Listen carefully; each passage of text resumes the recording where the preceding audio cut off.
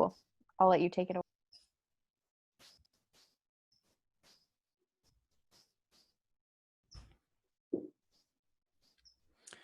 Hello, everyone.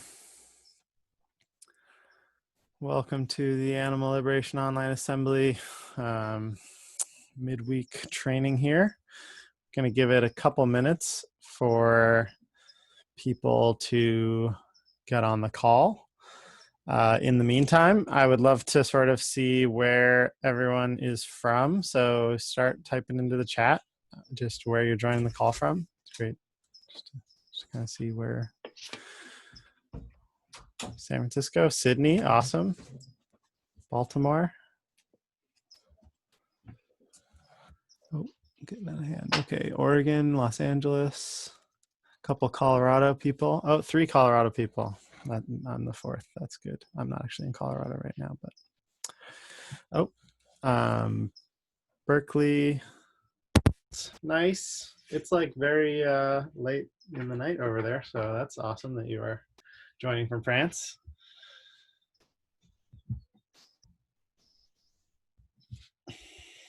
Oakland. I'm near Oakland. Not actually in Oakland.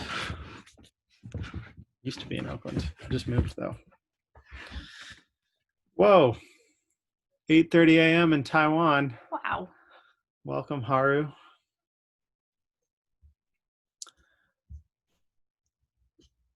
All right. Give it about 30 more seconds here, and then we will jump right in.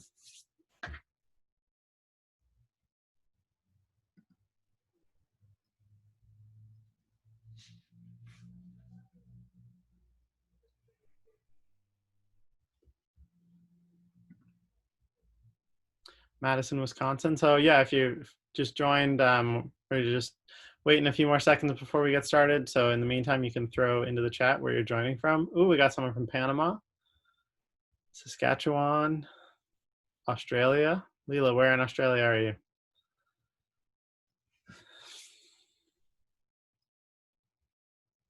Melbourne. Okay, nice. It's a good place, I hear. All right, so welcome everyone. This is the Animal Liberation Online Assembly. This is the veganism workshop where we're going to be sort of interrogating veganism a little bit. Before we jump into the content, I want to just give a very quick logistical overview.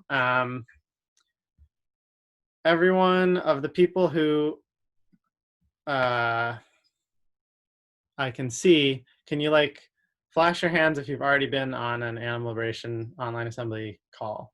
Okay, that's everyone. So I'm guessing that all of you have been on. So I'm just going to do very, very quick pointers on this.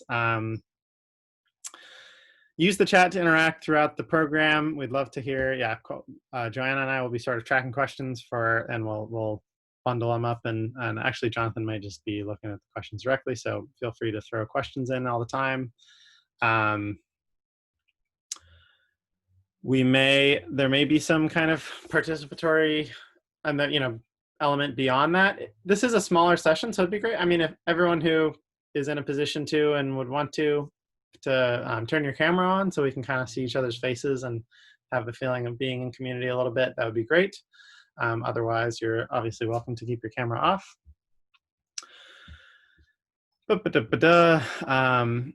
Everyone probably knows about Zoom things, but there's always an invitation on these calls to rename yourself to include your name and preferred pronouns if you're comfortable with that, and also your location. So I'll do that right now. I haven't. Let's see.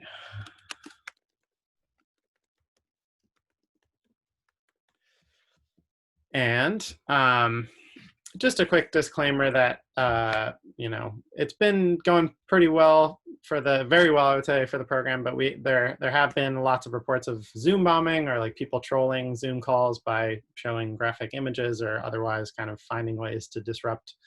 And there's always some risk of that. So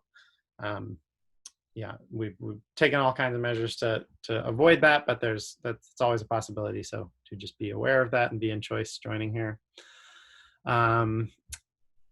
Is there anything else before we move over, Joanna, that you think we should touch on? No? Okay, awesome. So I'm really excited to be hosting Jonathan Dickstein for tonight's workshop. I've known Jonathan for almost 5 years. We met at the University of Colorado, and it was 3 years ago, 2017, at the DXC Forum, which was sort of the predecessor of the Animal Liberation Conference, that the first time this session, it feels like kind of a continuous series. It's not the same session at all, but first time that happened, and it's been really cool to kind of see it evolve over the years. And I remember when we first gave this session and started asking some of these questions more formally, it was really, we were kind of self-conscious that like we weren't providing an answer, or there wasn't really an answer. We were just kind of as a group, and whoever was there, like asking a question and kind of asking like, noticing that something maybe about the way that we're thinking or the way that we're talking about our movement isn't serving us very well. But we didn't have answers yet. And it's really cool to see how a lot of answers have emerged over the last 4 years or 3 years. And so we're going to be looking at some of those tonight, and it's just exciting. So I'll pass it over to you, Jonathan.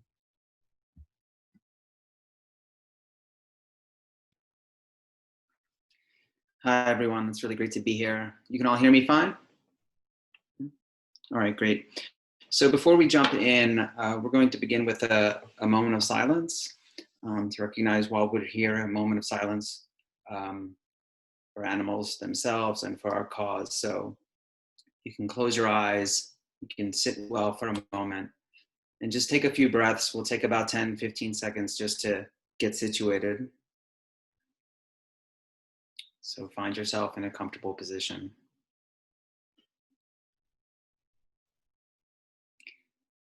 We'll now take a minute's silence to remember all those animals who are born into industry and captivity, where they live in fear, in pain, and are killed. To remember how they care and love, and how their families are torn apart. To remember how they resist, how they fight back every moment of every day. To remember how their will to survive in itself is an act of rebellion. To remember those who free themselves and those who are liberated by others. To remember all those big and small, those who live on land, in the air, in the sea, and those invisible to us in our everyday, in our soils, and in our homes. To remember those animals whose homes and habitats are invaded and destroyed, and to remember those who live free from human manipulation and oppression, and the possibility this offers to all others.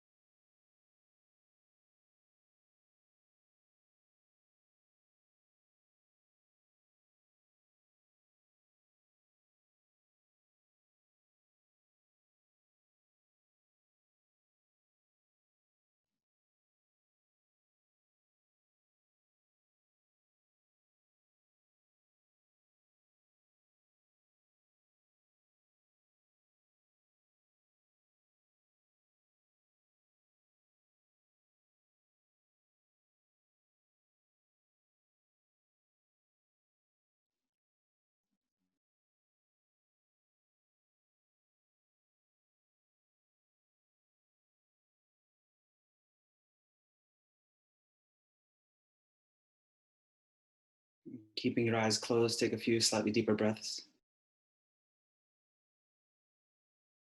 And bring yourself back to the external environment. And then very slowly reopen your eyes.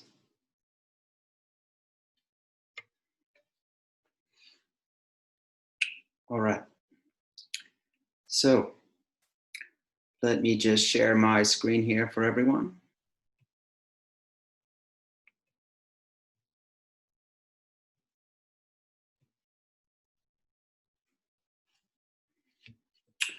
All right. So thank you all for joining. I'm really happy to be here. I'm really happy to give this talk. It's odd. It's one of those talks that I hope never has to be given in the future. Like it kind of expires itself. And I think we're almost getting there from 2017 on. I think it's the 5th time I've contributed some version of this talk at NALC, and it developed out of conversations I had with other advocates and kind of my own exposure to the V word, the word you love or love to hate, as it were. My first vegan thoughts really started to come around 2017, and so and I put them down in this essay I called Rethink Your Understanding of Veganism. And since then, they've changed a little bit. Some of my own mistakes, listening to others. But I think now what's really important, as Aiden kind of communicated, was that while before it was more just a critique, I think now there's like forged a path ahead. So there's a constructive element as well. So just a little background. I'm from Northeast Philadelphia. I grew up on Dunkin' Donuts, Burger King, and for the East Coasters, Wawa and Rita's custard and water ice. I did not grow up in some like really progressive household where I knew anything about even social justice or nothing about animals. We had dogs like most people and felt that there was no problem, obviously, with eating other animals. And that continued all the way through high school, all the way through university. I think I met one vegan as an undergraduate, but I didn't really know what that was, other than they were just some weird person that had some like special quirk that I somehow should take note of, but I don't know why or how I should take note of it.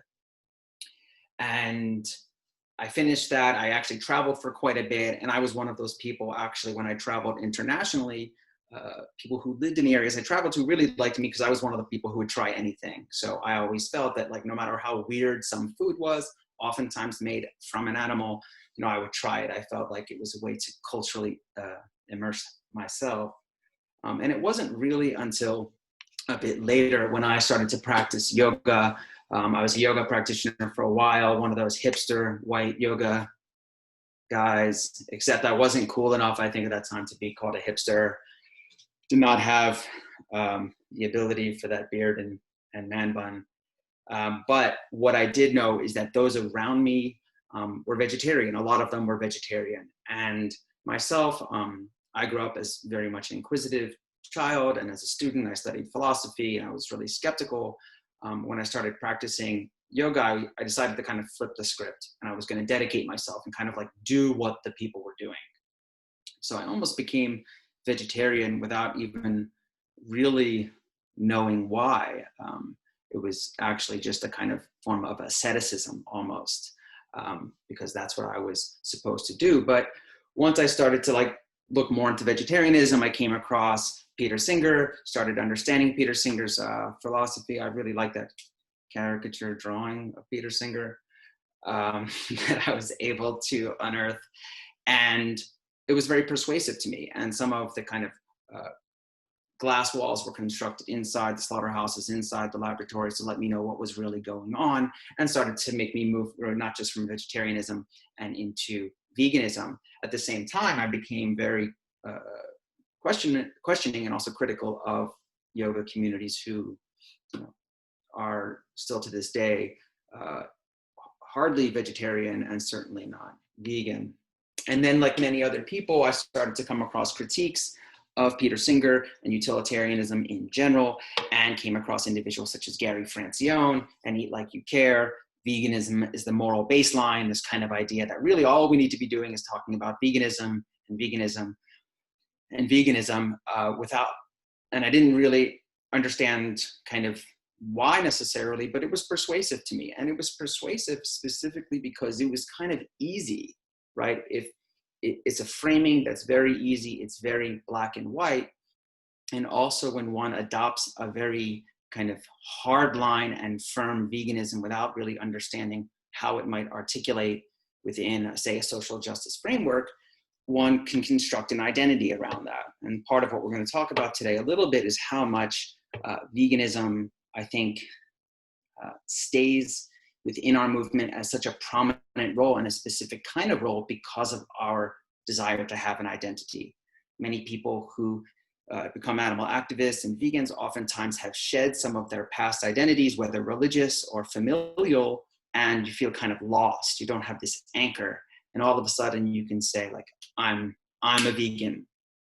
I'm a vegan. And this makes me part of this so-called vegan community, which I would also argue doesn't exist at all. There's no such thing as the vegan community. But then later on, like I said, 2017 or so, I started to kind of critique these kinds of ideas, I think, and at least start to question them. Where does veganism fit in, and how much should we buy into this idea of a vegan identity? And if I gave the long story of this, I would also say that, listening to other voices, diverse voices, intersectional thinkers, Carol Adams, Christopher Sebastian, the Coe sisters, Claire Jean Kim, all of these people made me rethink how I should think about animality, humanity, linked oppression, and veganism. But getting back to kind of our theme this evening, so as I said, the running kind of line is this is the anti-vegan vegan talk. And if vegan here refers to vegan as identity or vegan philosophy, then it's completely accurate. And previous talks that I've given, iterations of this, have been critical of those. And I'm going to go into that a little bit, but not for too long, because I really would like to offer the best framing, I think, in the best way we can utilize and deploy veganism for a kind of animal movement. And so, in short, if we are going to keep this term, and I think we really should only keep it because it makes sense and not because we have this kind of habit, we have this almost attachment to the term, then we should figure out how it makes sense kind of as a concept and a vehicle for change as well. So usually when this talk has begun, we talk about Mr. John Mackey. John Mackey is the CEO of Whole Foods. To my knowledge, John Mackey does not consume animal products, but John Mackey has also been behind kind of 5-star humane meat rating system at Whole Foods, right? So obviously contributes to this kind of humane myth, as we call it. So John Mackey, the kind of vegan, anti-vegan, how do we situate this person? Usually I ask the audience, I say, is John Mackey vegan? Or we would ask, is John Mackey vegan? And over time, we find out that there's usually 3 camps. There's the camp that says anyone who supports animal exploitation is not vegan, therefore John Mackey is not vegan. Those who say that John Mackey is vegan, but they're still an animal exploiter. And then there's like the troublesome ones who are like, give me more information. What's your definition? I don't feel comfortable answering your yes and no questions, your choice questions. Give us more. And they're not wrong, right? Now, I would say that, right, the third camp is justified. They're justified in wanting more information, as I did or anybody did when they were trying to get a sound definition of the term. The first group, those who say John Mackey is not a vegan, why? Is because, well, if Mackey is a vegan and supports animal exploitation, I'm sorry, if John Mackey isn't a vegan because they support animal exploitation, but they don't consume animals or animal products, then who is a vegan? Like, who possibly can satisfy that requirement? What do I mean by that? I mean, there are many ways in which we all might not consume animal products directly, such as John Mackey, but there are many ways in which we support animal exploitation, and we could avoid that.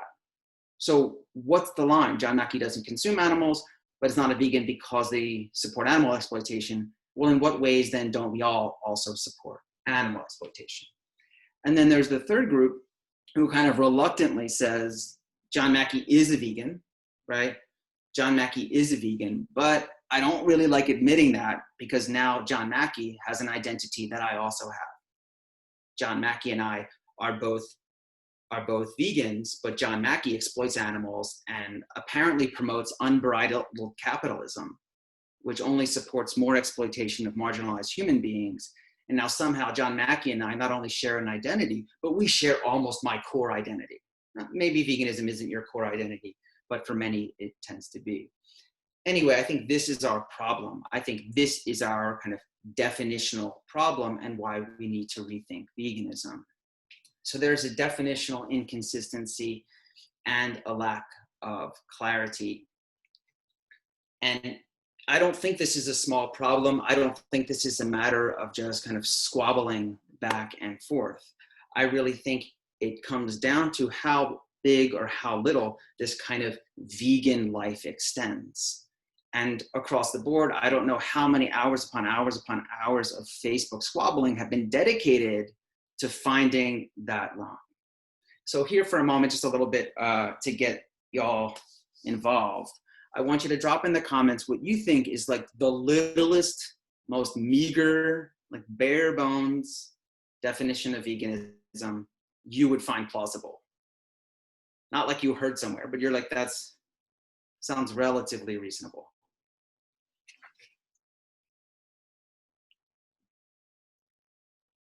And Aiden, I'm not watching the chat, so drop. Oops. Give him a second to start chatting. But one person says strict vegetarian. One person says will avoid known harm. Okay. One says vegan equals cruelty free. And that's the minimum cruelty free. Okay. Minimum equals cruelty free. Not consuming animal products. This is someone's. All right. So even there, right? So we have this idea of strict vegetarian. We have to know, what does strict mean? What does vegetarian even mean in this context? Cruelty free, cruelty, one of the most ambiguous terms we could possibly use. Exploitation, right, is this other ambiguous term. Doesn't consume animal products. What does consume mean, and what makes an animal product, right? The kind of, the kind of palm oil monster in the mountains is like haunting us every time we ask this kind of question of like, what makes an actual animal product? So I'm going to just posit some ideas, right? So, oops. All right. So I'm going to say that there's something called littlest veganism, the littlest veganism. And these aren't kind of established terms. A lot of these are ones that I brought up with. I brought up specifically for this exercise. And this definition, vegan, denotes products not containing animal flesh, skins, milk, eggs, or honey. So this is containing them, like in the product itself. And then veganism is the corresponding pattern of action of abstaining from their consumption. So that's it. It merely points to products which themselves, in their substance, contain animal parts, and veganism is simply the abstention. Later on, we might kind of rephrase what abstention means, but an abstention of those products. And while we're not going to get into it, you might see ways in which this is labeled as plant-based, dietary veganism, though we should probably extend it because there's ways in which we clearly consume that are not just based in our diets, and maybe plants only. But I'm saying that if anything, if veganism can mean anything, it has to involve actual items, actual substances, and be a refusal of them. If in some part of some definition of veganism, unless someone wants to say that you can continue to consume animal products on the regular and still be vegan, maybe there's a small faction that is okay with that. So now, well, let's build up a little. Still little. There's no philosophy of veganism, but it's a way of living, right? So I made this as well. Veganism is a way of living that excludes, as far as is practicable, all use and consumption of animals and animal products. So now we've gone beyond kind of the specifics I gave before of like products themselves, substances themselves, but now it's not only just a refusal, but it's kind of a way of living. It's part of who you are in a sense. And also it's as far as is practicable, right? That also vague term that we're gonna have problems with time and time again. And now it's the consumption of all animals and animal products in general.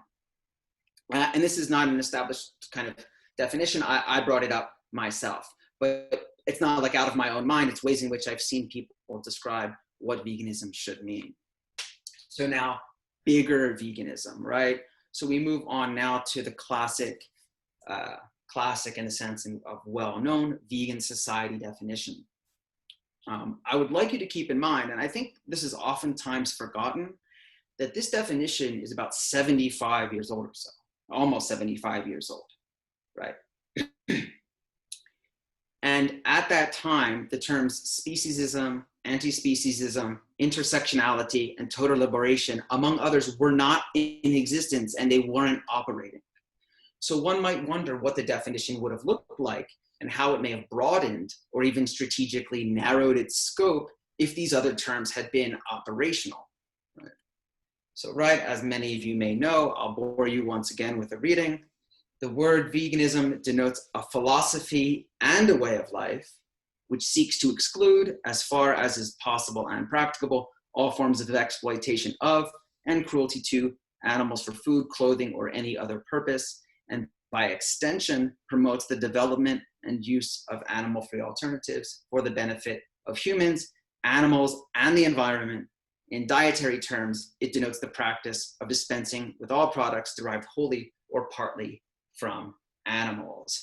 So it has that little kind of asterisk at the end, right? It's saying that we're actually saying this big veganism, but somehow it's going to survive in dietary terms and almost a promotion of it in common parlance in those dietary terms. So at the beginning of this, I said, give me your, acorn-sized definition of veganism. And now I want the tree-sized definition of veganism. So once again, Aiden, if you can give a gander. Folks, drop into the comments, tell me some of the kind of most expansive. They can even be idealistic, if that's a kind of a helpful framing. The biggest definitions of veganism. Maybe you follow or would want to see any of those. We got not knowingly exploiting animals. Was one from a little earlier. Okay. I assume some folks are typing. Veganism is to end all oppression. Okay. Total liberation, anti-speciesist, intersectional animal rights activist. No exploitation of animals in any way. No exploitation of animals in any way is Diana. Recognition of all members of the animal kingdom's sole rights over themselves, said IC. Just get a few more. That may trickle. Oh, Rachel says, living a life of compassion for all living beings. Okay. So before we pivot to those, I want to say that these... I got one more, Jonathan. Go ahead. Sally says, address all divisive and superior thinking, as this is the root of all.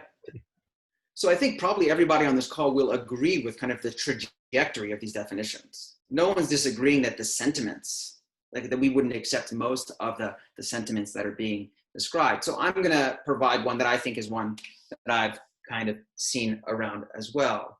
Right, and hopefully this encapsulates or takes into account some of the things that people dropped in the comments. So I'm going to say what big veganism is something that we could describe as the philosophy and way of living of opposing all exploitation to humans, non-humans, and perhaps the insentient environment. Right. So I'm going to say that some of the definitions we heard, right, kind of opposition to all exploitation. Sometimes we see this as a framing of veganism. And I think it's important just for a moment to mind that if I go on here, or maybe you yourself start to whittle away or critique that definition of veganism, it does not mean that we're criticizing an anti-exploitation ethic. Do you see the difference? It's just whether or not we're willing to accept that as the proper definition for our term.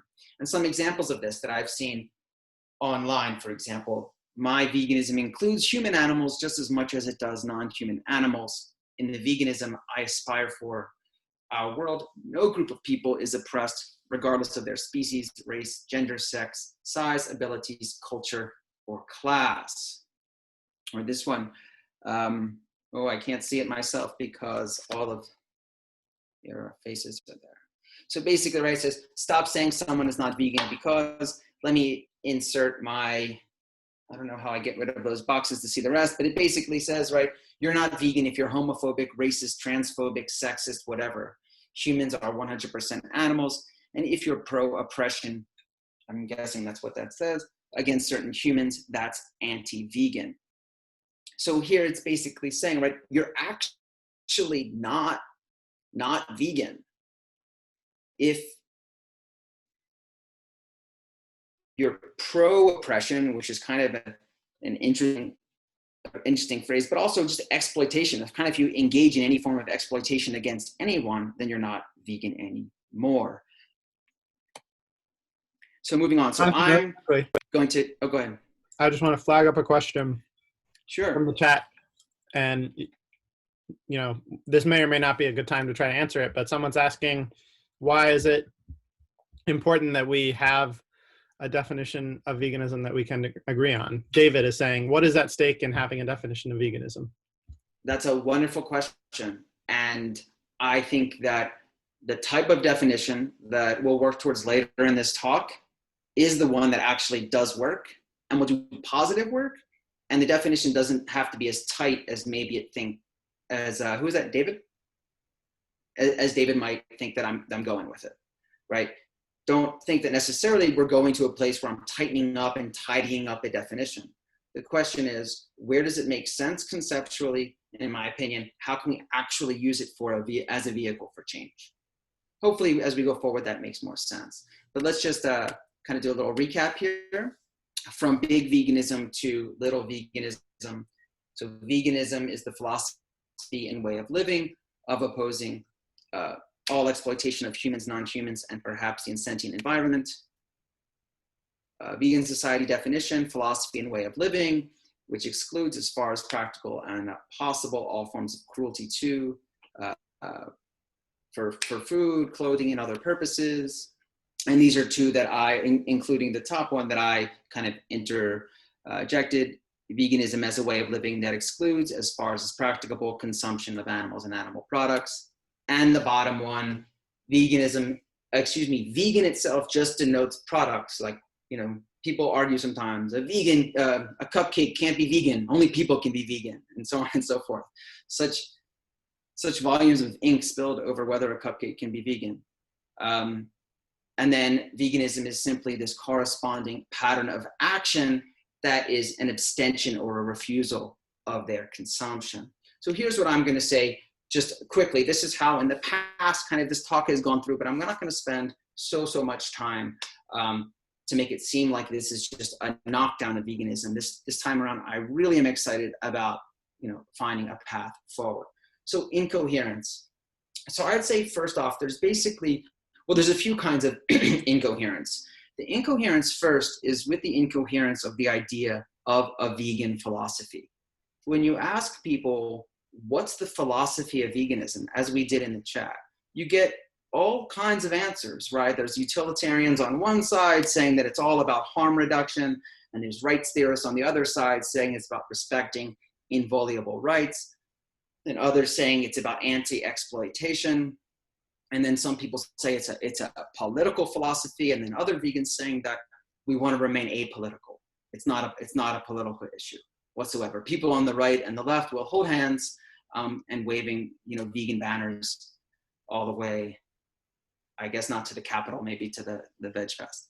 And so point being here is that I'm not really sure what this philosophy is. And no one seems to understand. And the problem with that is that if us within the movement are not even sure what the vegan philosophy is, how is it possibly communicable in a plausible and convincing and clear way to those outside of the movement, right?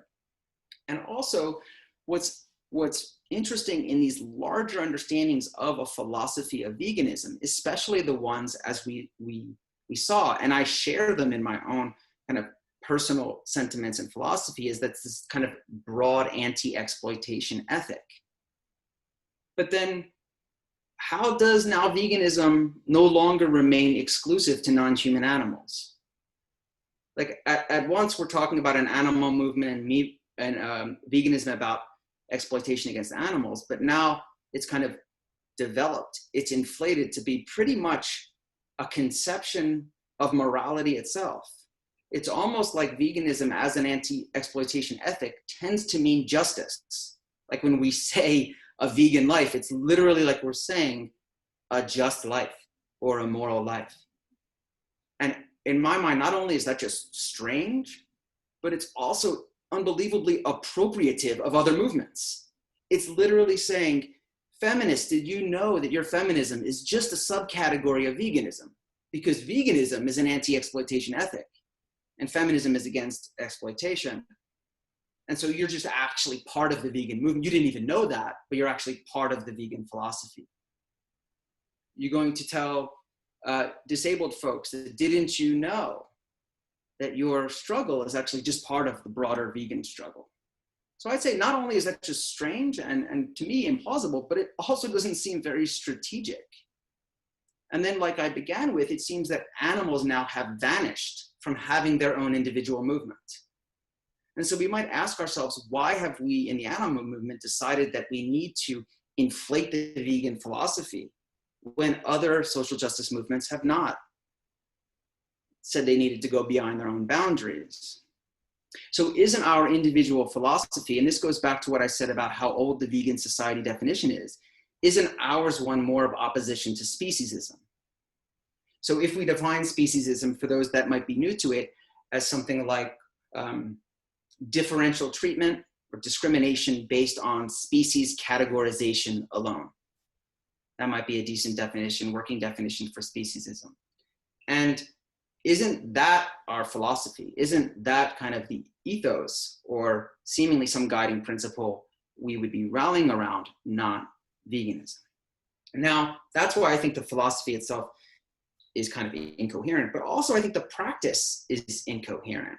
So now let's get down to the famous P&P, the possible and practicable, right? One might wonder why that's always inserted into our definitions, right? I mean, as I said earlier, does anyone here do everything that is possible and practicable? Does anybody on this call? I mean, I would say no, and by those definitions, then we don't even have one vegan alive today. I mean, we go places and we do things that are not necessities, by no means in our interest just to stay alive, all the while knowing that these activities are going to contribute to the deaths of animals, whether they be animals in plant-based food systems where we say eat too much or buy certain products that we know are energy heavy or habitat destructive, but also the animals that are killed by our transports, even foot travel, even our use of water, a kind of casual use of water and its relationship to sea animals. I mean, none of us seem to do that. So who in fact does what's possible and practicable?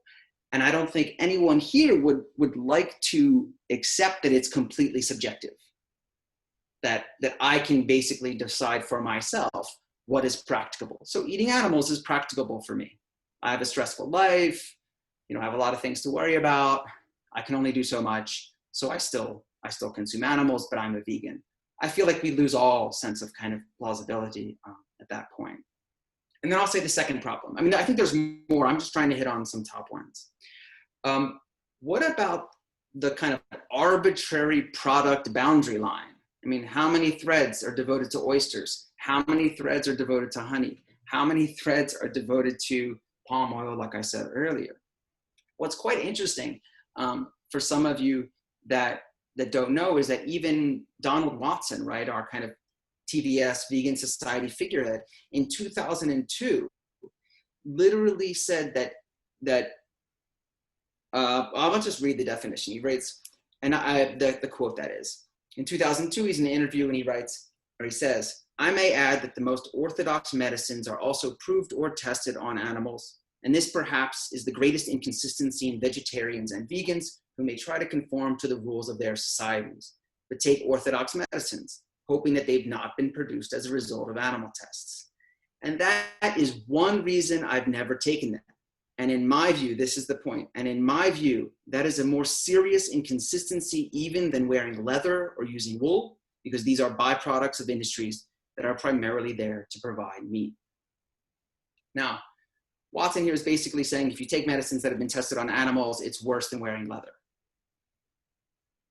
We can critique the last line of that Watson thinks that leather is just a byproduct of the meat industry, because we know that flesh industries actually would not survive if they could not sell, all of the kind of so-called byproducts. But the point is that even Donald Watson here is trying to kind of bring a hierarchy of products into the conversation, right? And I think that's kind of a problem for all of us. So incomplete, this is the second kind of more broad category. One of maybe the biggest problems I had, especially when thinking about how to live, that way of living, was why is veganism just specific? Veganism that's trying to frame itself almost as a total liberation ethic or this grand ethos, why is it only focused on negative duties? And by negative duties, it means the obligations that you have to refrain from doing things, to refrain from infringing on, in a rights context, the rights of others. So how does veganism somehow coherently, so it's also a question of coherence as a kind of philosophy, but also how does it act as though it's a comprehensive ethic and a comprehensive practice if it doesn't make pretty much any strong claims about positive duties? And for those of you involved in direct action or sympathetic to direct action, you know this all the time. I mean, you've maybe heard the response that Gary Francione says veganism is the moral baseline, and someone responds, no, direct action is the moral baseline, right? So I'm not here to kind of referee that dispute. My point is simply that there's a concern about positive duties.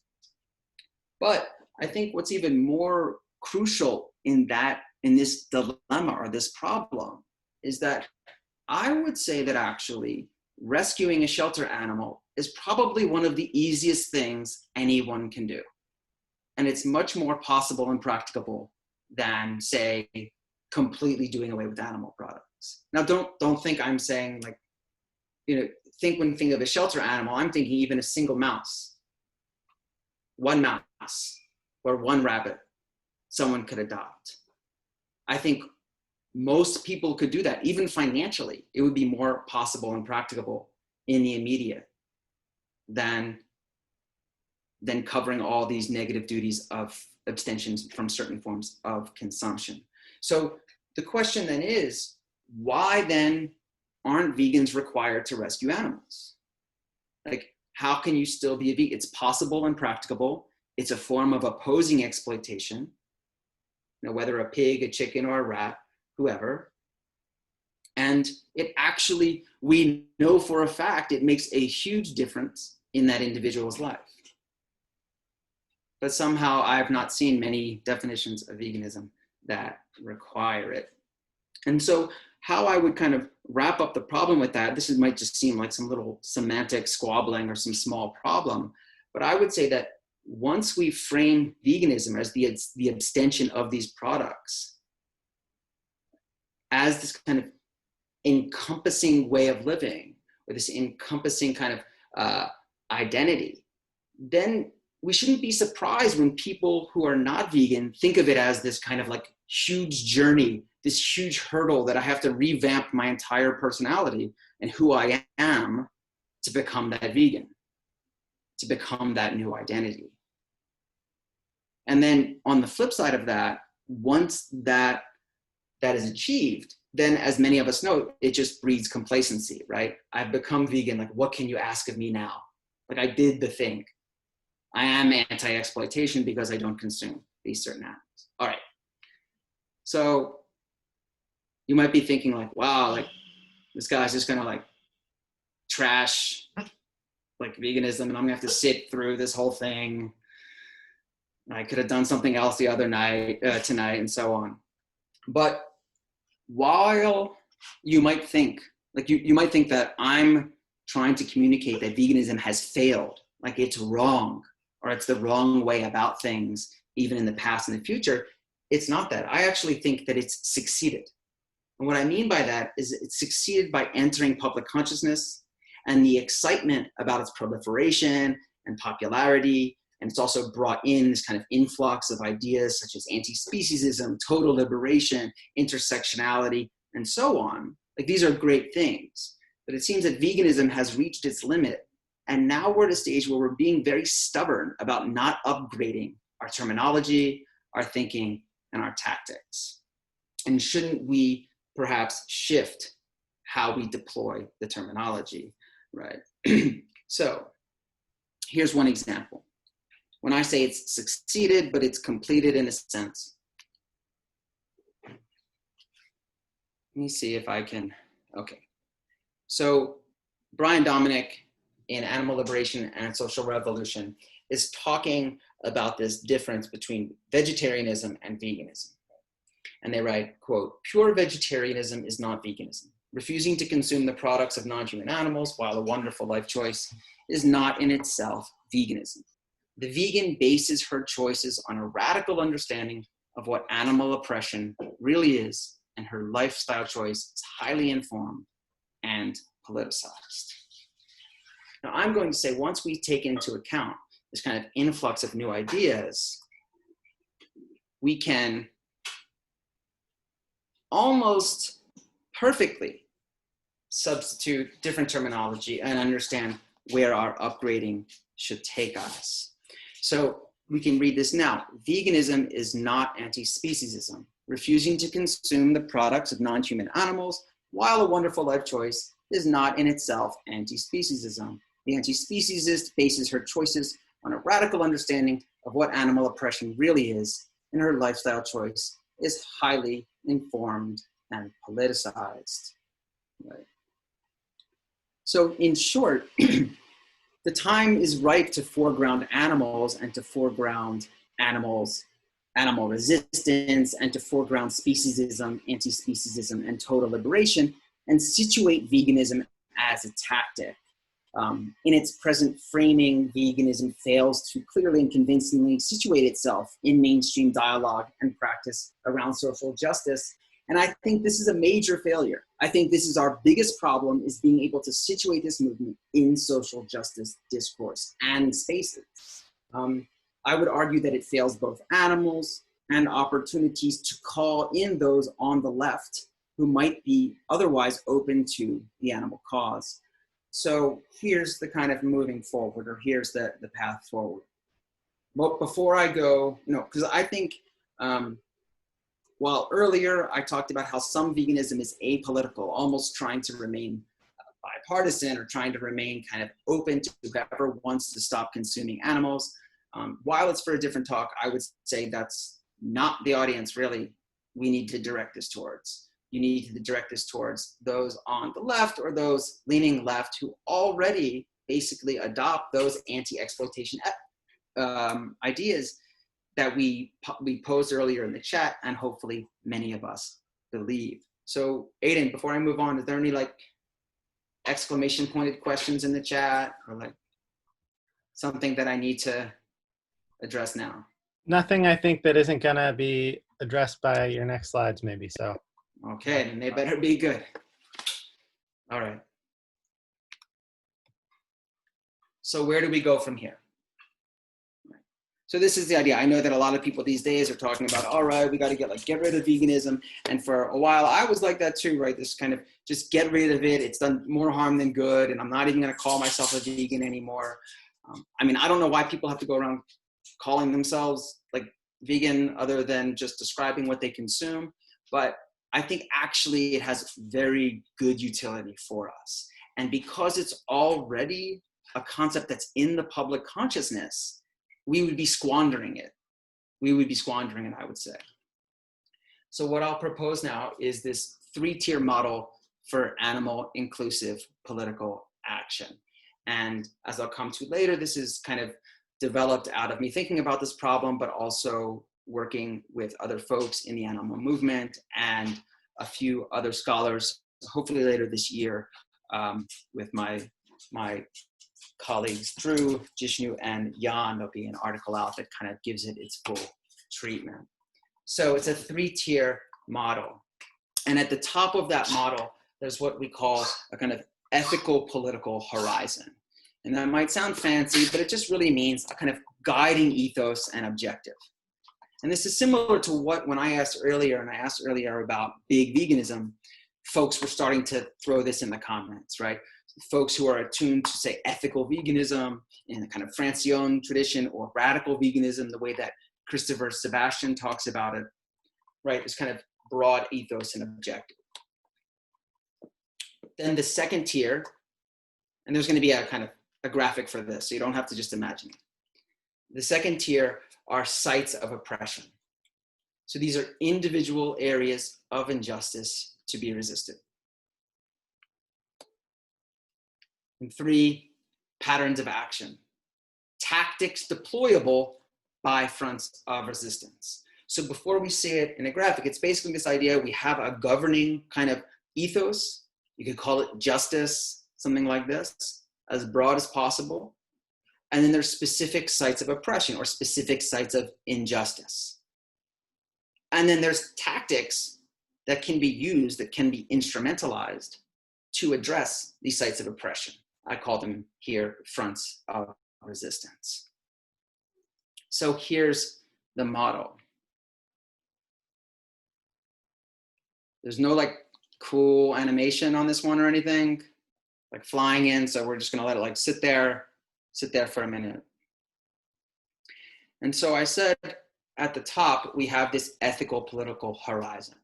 And that ethical political horizon is something that some of you already actually referenced earlier, this idea of total liberation. You read works by Stephen Best or by David Pellow. David Pellow's book is called Total Liberation.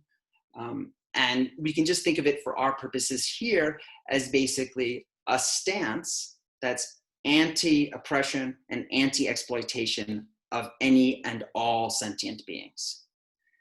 The idea of kind of this insentient environment, I'd like to leave that for another day, but for the moment, considering this is the Animal Liberation Conference and we're talking about sentient beings, then this basically covers kind of all those sentient beings. Now, for that objective of total liberation, underneath it, we have certain sites of oppression. And if we just change the language, they would be fronts of resistance, meaning like racism would become anti-racism, sexism could be anti-sexism. You get the idea. So under this total liberation, there's different spheres that are sites of oppression. Now, you have to understand that this graphic is simplified.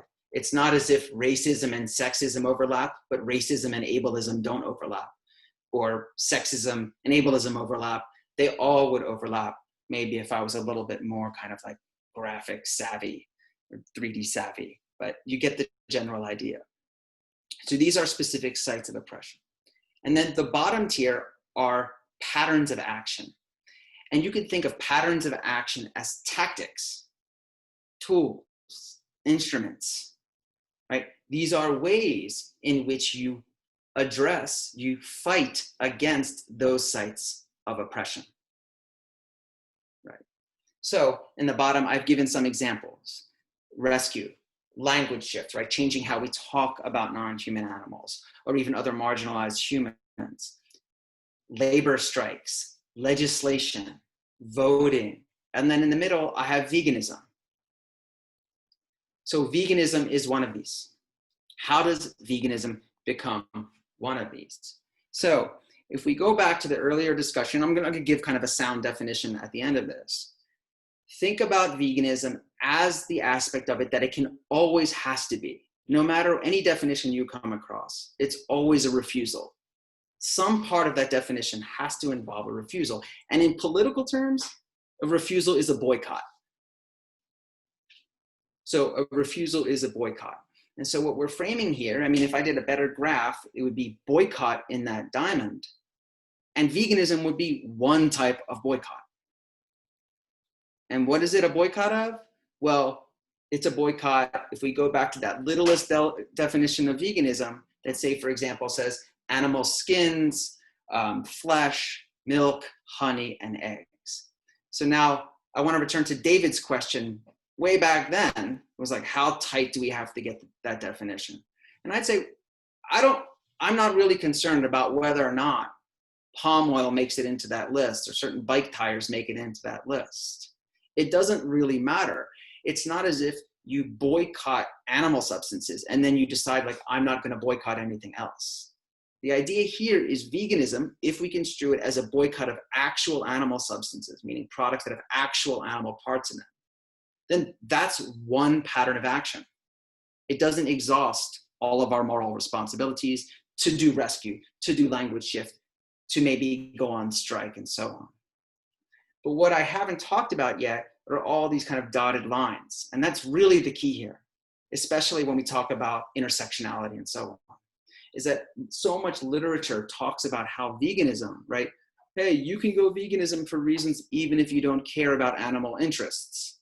if you care about the environment, or you care about exploited slaughterhouse workers, or you care about food oppression, you care about environmental racism, so on and so forth. And that's the idea here, is that veganism obviously is going to be deployed by anti-speciesists, obviously. But it doesn't mean that it's not a tactic that is not available to those involved at other sites of oppression, meaning kind of dominantly. The same way you might be, say, dominantly involved in opposing animal exploitation, it doesn't mean that you might not also take part in, say, helping houseless folks or going to Black Lives Matter rally and so on. But let's just say that you're somewhat, significantly, if not dominantly, working towards animal liberation. And what I would say here is this kind of framing specifically courts those on the left and courts other people in social justice spaces to understand why you're so supportive of veganism. Veganism is a boycott. And why is it a boycott? Because the use of animal products for so many different reasons, obviously dominantly the exploitation of animals, further oppresses, if not harms and kills, so many sentient beings on the planet, which should fall under our concern if we are total liberationists. If we want to believe in the sentiments of big veganism, but are willing to update our terminology, to drop the veganism from the ethos and communicate in a language that is more convincing and more plausible to others on the left who are politically inclined and politically active. So what's that definition, right? So here, this is the definition. It's not perfect, but it kind of hopefully encapsulates many of the things I've come to so far. So this is an article coming out hopefully this year, right? This unfortunate pandemic has postponed many things, but this is a kind of a broad understanding of what I just taught, or a succinct understanding of what I just spoke about. Quote, "We define veganism not as an overarching moral position or political end goal, but more modestly as a tactic, a type of boycott almost exclusively focused on individual and collective consumer behaviors, behaviors that engage markets, of the sort that has historically been supported by the left in the context of a wide range of social justice struggles." So the idea here is that this definition of veganism, now some like alarms might be going off in people's heads when they see this idea of consumer behaviors that engage markets, because what doesn't it include? It doesn't include hunting actually here. And it doesn't include freeganism. And it doesn't include being given something. Now, that's a kind of nebulous zone. And what I think is important to remember, that even if these ideas are not covered under our definition of veganism, it doesn't mean that they're morally acceptable, right? For example, I'm not willing to actually state kind of like have confidence in this statement. But for example, if I said that hunting is still vegan, which seems odd, right? Like kind of subsistence hunting is still vegan. Let's just say I accepted that. It doesn't mean that it's morally acceptable. It's not morally permissible just because it's still vegan, right? Eating non-fair trade chocolate that you know is most likely, almost 100% the product of human slave labor might be vegan, but it doesn't mean that you can just buy the case of it while you point fingers at, someone else who's having the kind of like 0.004% of honey in some other product. And so my point is, I'm not really trying to come to a really tight definition of veganism. What I would like you to walk away with is that we need to politicize the terminology into a vernacular that the left understands, or even people not on the left, if you're not really, don't like that idea that it seems so far left. But once we frame it as a boycott, and folks who are politically inclined, folks that will get involved in actions, say to themselves, hey, I support boycotts. Historically, I support so many types of boycotts, and this is a boycott that certainly affects maybe the site of oppression I'm actively involved in. Maybe I should get on board. And then not only that, then they might start to take other vegans or anti-speciesists a little bit more seriously when we try to bring non-human animals into the social justice fold. So I'm going to end on that. So really, I hope you kind of walk away with this idea that it's okay if we update our understanding of veganism, if it's in the sake of politicizing it and making it more relevant for contemporary politics and contemporary social movements. Thanks so much. Q&A. Yeah, we got questions. Let's do it. Maybe I'll rejoin the chat now. Great. I'm going to start with Madhu's question about focusing on different sites of oppression and sort of asking, like, are you, wanting to, okay, well, I'll just read what Madhu said. Doesn't it matter which site we focus on, because we can protest for everything at once, but that confuses everybody. And most humans put human rights before others. So what do we do in that case? I'm trying to find that comment itself. So what is, okay.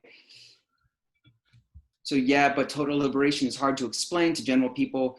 Well, I mean, total liberation as a kind of term might be difficult to explain, but it's not term. I mean, if you ask people, are they for justice, for, like for all peoples everywhere? Are they against exploitation? Are they against oppression? They already are. And they might already say, to fight against oppression, we should use an arsenal of tactics, and one of them should be boycott Monsanto. I mean, this is the running joke, right? People on the non-vegan left, for example, they're the ones posting about boycotting Apple, boycotting Monsanto, boycotting Google, boycotting Amazon. And then you're like, boycott industrial animal agriculture. And they're like, one person doesn't make a difference. It doesn't work. They support boycotts already. And I think maybe it's just serendipitously, but I don't think it's serendipitously. I think it's actually through an analysis we understand that the most convincing and powerful framing of veganism is as a boycott. Because even in the earliest definitions, the one thing that they are unwilling to give up is the notion of it being a refusal.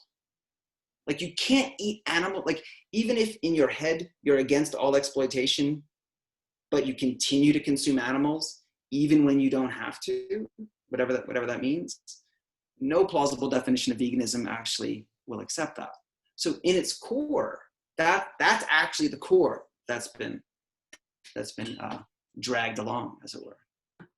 I think one part of the earlier question as well, that I know, Jonathan would kind of support and agree with, it. Like, the suggestion isn't that, individual activists and organizations and movements shouldn't focus on particular sites of oppression and develop expertise in those areas, and focus on the different kind of strategies and tactics that are going to be more, yield more progress in those areas. So it's not the suggestion is not that we should all, only go around talking about kind of total liberation and not focus on particular sites of oppression. No, absolutely. And I would say that actually, of the three components of total liberation, veganism, and anti-speciesism, the hardest kind of armor to break is the speciesist armor. That's the hardest to pierce. Most people are on board with kind of equality, right? I mean, you read Singer's Practical Ethics, and he gets to animals by talking about equality, saying we all basically accept equality. And then he interrogates what equality means. So hopefully most people you interact with support equality. And a lot of those people also support boycotts, meaning ways for individuals to get involved in action. I mean, they would support the boycott if they supported the cause. The hardest part is to convince them that non-human animals are subjects, are persons, could even be citizens, as it were, if we're talking in a kind of, the language of the state. So I think you're absolutely right, and the question is absolutely right. We don't have to go around using fancy terminology, but basically you have to kind of limit the amount of disagreement, how would I say, the confusion, and then really work at what matters, which is kind of the speciesism that's at the heart of animals being kind of, as Donaldson and Kimlicka call it, kind of the orphans of the left, and animal activists as the orphans of the left. I'm trying to scan the chat, folks, for other questions. And Jonathan, you're welcome to scan with me. There's a lot Going through, BB says, how can we frame this in terms the left understands when historically all the movements of the left have been focused on the benefits of humans only? So here's the twofold part of that. One is that's just the work, right? I mean, there's really, I mean, I don't know. I mean, I think that it's so hard to communicate to people, right? The notion of animals as persons is almost just as hard as to convince a vegan that they have to change their definition of veganism, right? It's kind of like you hit it and it's like you're talking to a wall. I mean, we talk about people who eat animals like talking to a wall, but try to get vegans to question their identity as a vegan, and it's like you hit the same wall. I was like that too. I'm saying that because I know that experience.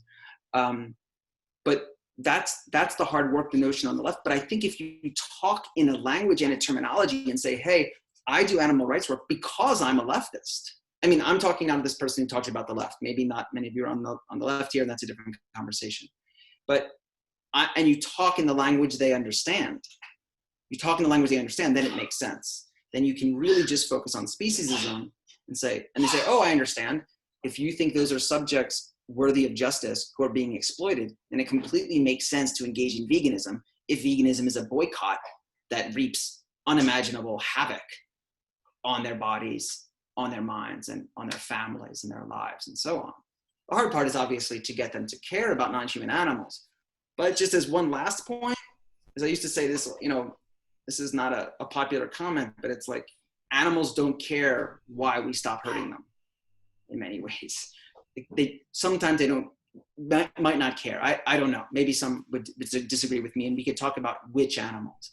But what I'm saying is that you can convince people to engage in a boycott, as is happening right now with slaughterhouses, right? The boycott of slaughterhouses based on the exploitation of the workers in those slaughterhouses is happening, not for any concern for animals. But once people are already engaged in that boycott, and you too are engaged in that boycott in solidarity with those workers, then those other activists who are boycotting for those workers will listen to you more than if it was framed differently.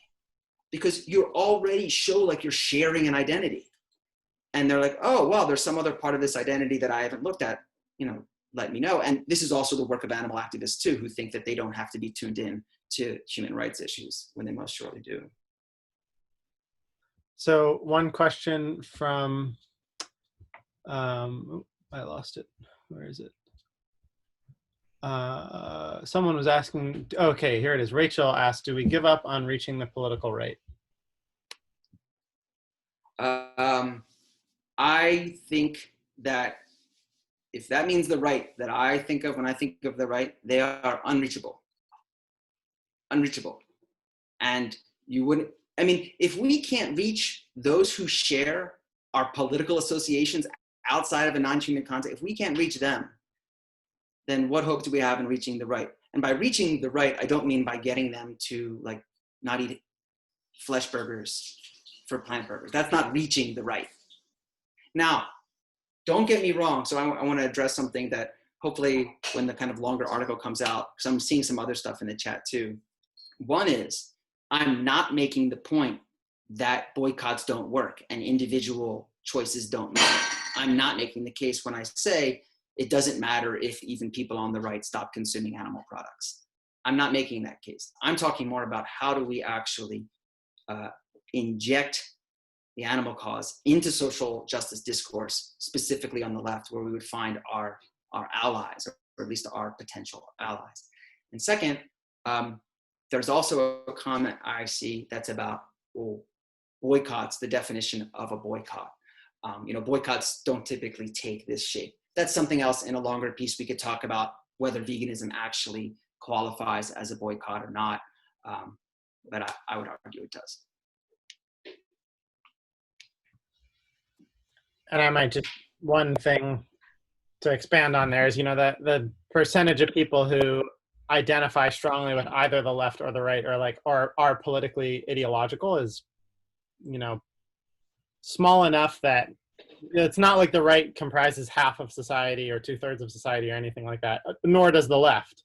The right and left each at most actively politically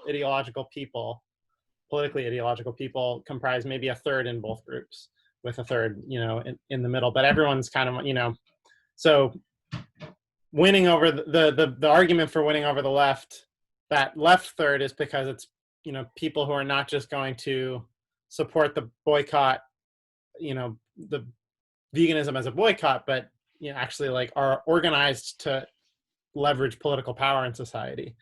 And that middle third, is won in either direction by organized political activity. I don't know if that's...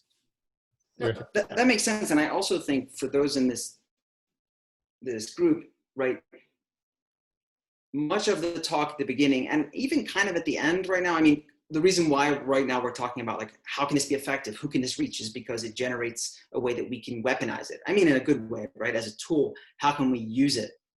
But much of the talk at the beginning was, how can we make it coherent? How can we make it clear? How can we make it communicable? How can we make it make sense?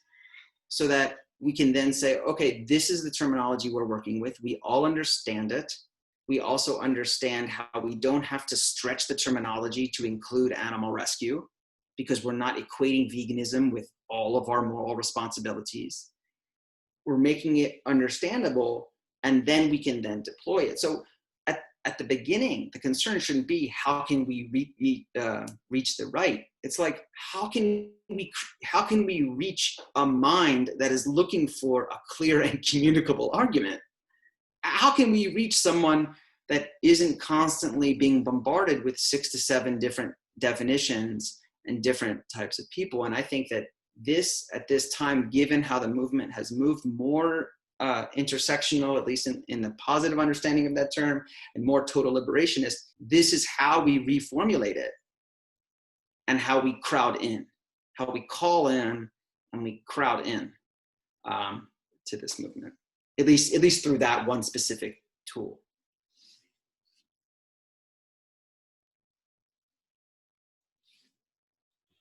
Anything else, or everyone else is like 100%, I buy it 100%.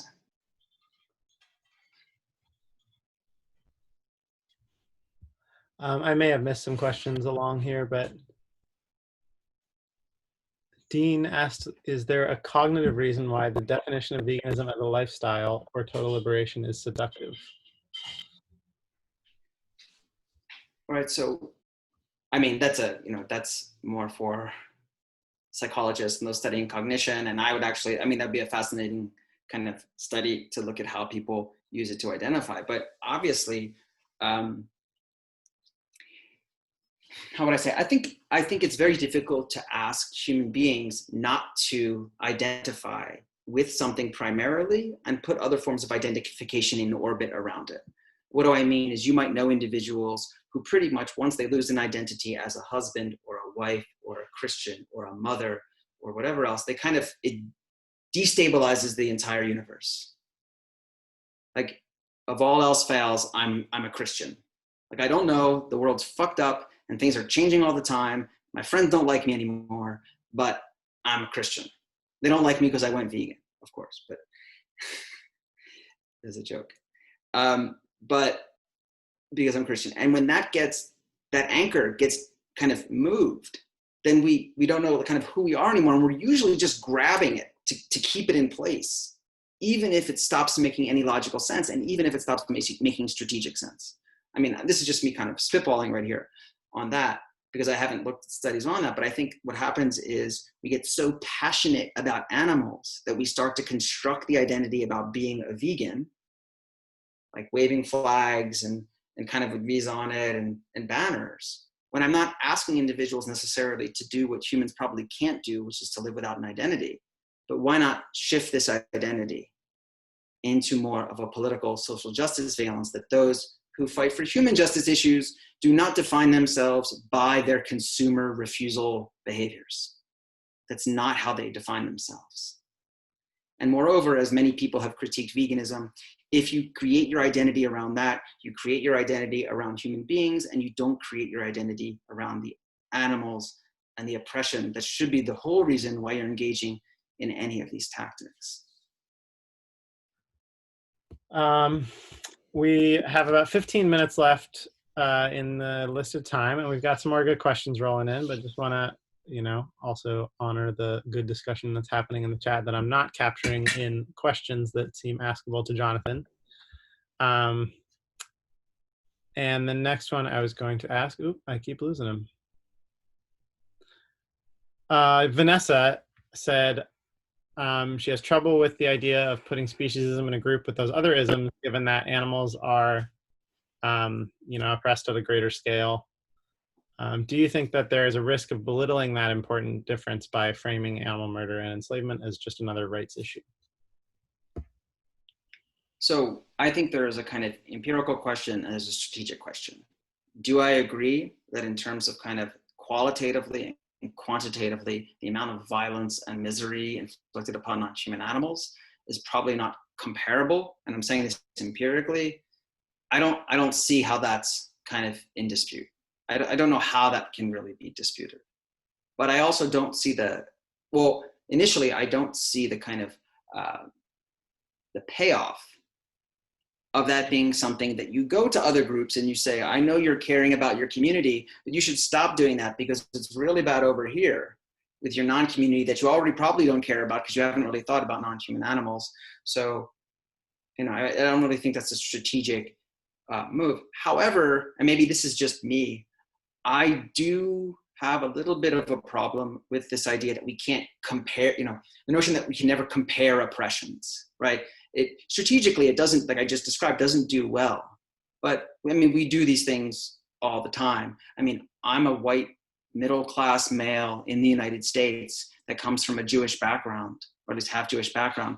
But I'm not at all going to say that the kind of mild anti-Semitism that I've kind of received in my life is close to say what a young black man is going to receive walking down the streets in this country, or say the black community as a whole.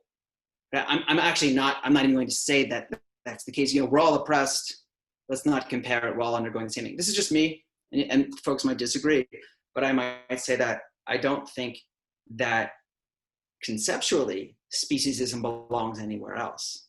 It is a site of oppression like all the others. Now, the magnitude of that oppression, maybe the circles, maybe that's kind of the idea. Like the circles should be of different sizes in certain ways.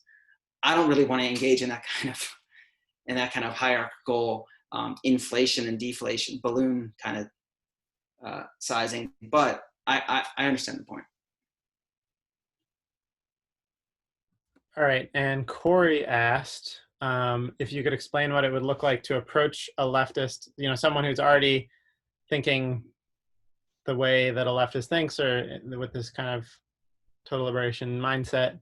For instance, like an organizer from the environmental movement, how would you approach them to talk using this model to try to get them on board with animal liberation? So, no, that's a very good question. So what animal rights people, you could say, or vegan folks tend to think they have on their side, at least I thought I had on my side, more than other movements, is that you're not trying to convince people of things almost they don't already believe. Mylan Engel has a few articles on what he calls the common sense case against experimentation, or the common sense case for ethical veganism or vegetarianism, and basically says, I don't need to change your mind about anything. You already believe what I'm trying to sell. And what he's saying is that we shouldn't hurt animals for no good reason. Everybody believes that, basically. This is kind of the argument. We shouldn't hurt animals for no good reason, even if we don't even take animals' interests into account.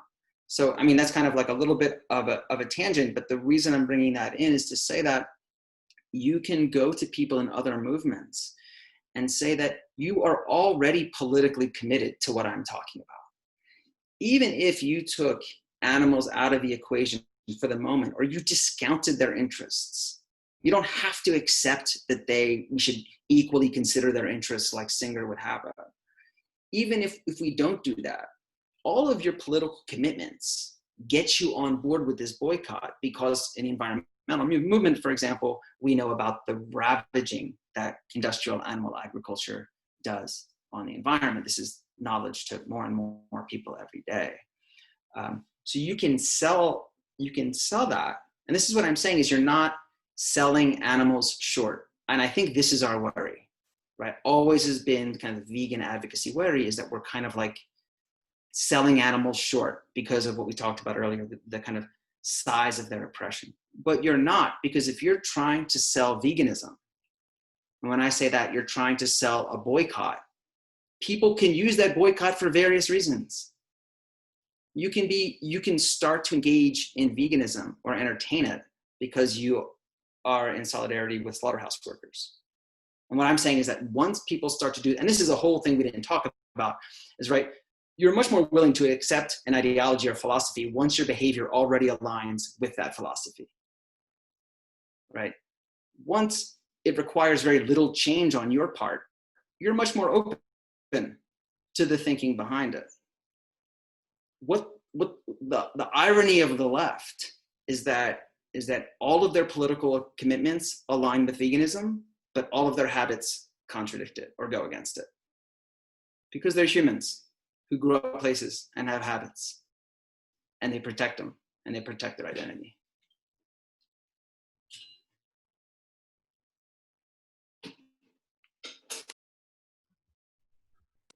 All right.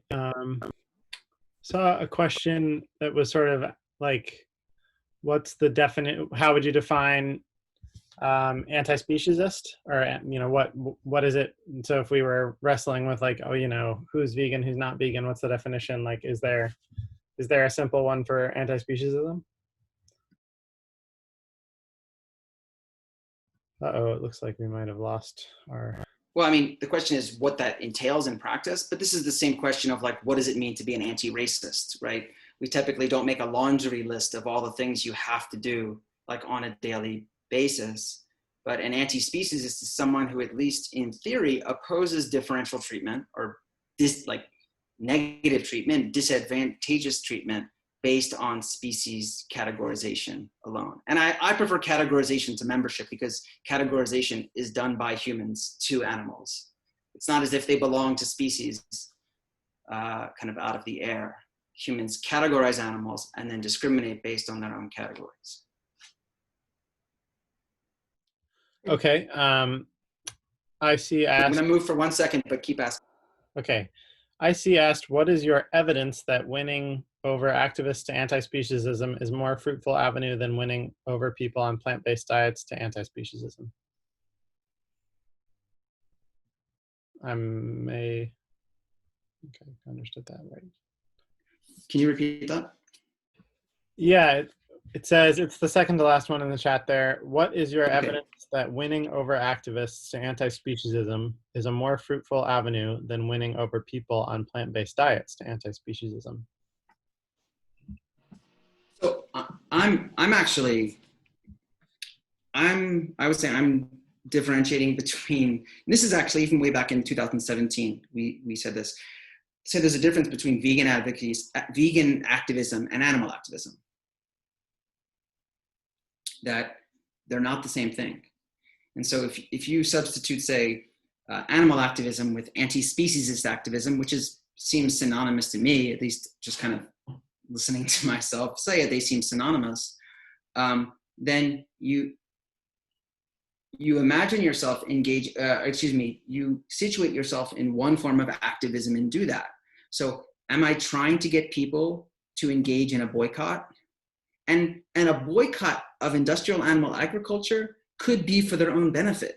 It could be because industrial animal agriculture is systematically killing millions of people through the promotion of what they provide and sell, right? And you can sell that if that's, say, someone you're talking to, or maybe you're talking to someone else who's really involved with union organizing and labor relations.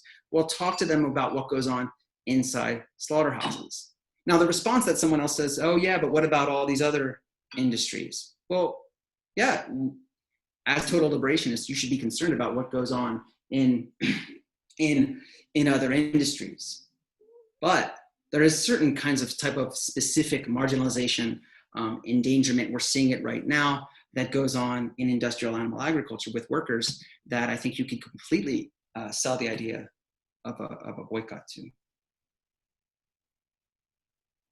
And if you don't want to use the language of boycott, I mean, you can go back to the language of abstention and refusal to participate in exploitation. Cool. All right, I'm not seeing more questions. I see, yeah, I think I was also not understanding your question very well. Yeah, that would be great if you could put it more explicitly.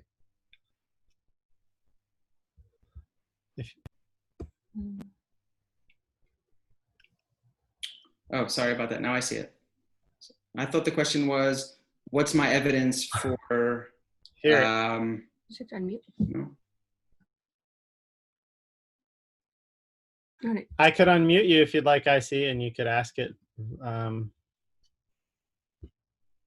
vocally. Where is IC? All right, then that's fine. I just meant what is the evidence that trying to get people to go vegan based on selling them a boycott rather than selling them the benefits of a plant-based diet? Is that a little bit better, IC? Yeah, I think IC is unmuted No. now. They want to ask the question.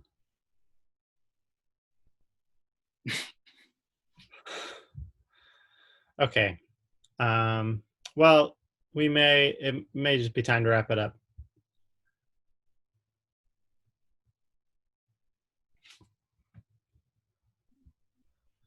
If you have any closing thoughts, Jonathan. I don't have any closing thoughts other than because specifically we're talking at the Animal Liberation Conference, which I would say is nothing but a political gathering, then we should understand our language and notion of tactics in kind of a political framework. And while I think in the past we've thought that by making veganism apolitical, it's like gonna work to our benefit, I think decades have shown us that it hasn't. Thank you all for coming. I really enjoyed this, and you don't have to buy into all of it to buy into some of it.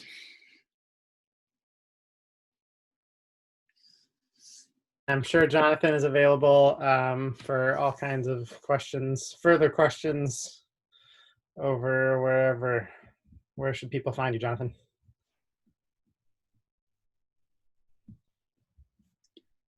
I'm on social media like Facebook and Instagram. You can also find me at the University of California, Santa Barbara, UCSB. If you search my name, you can find my email there. Awesome. All right. Thank you so much. Thanks so much, y'all. Thank you. Thanks, everyone, for joining. Great to see you. Have a great evening or morning if you're in Taiwan.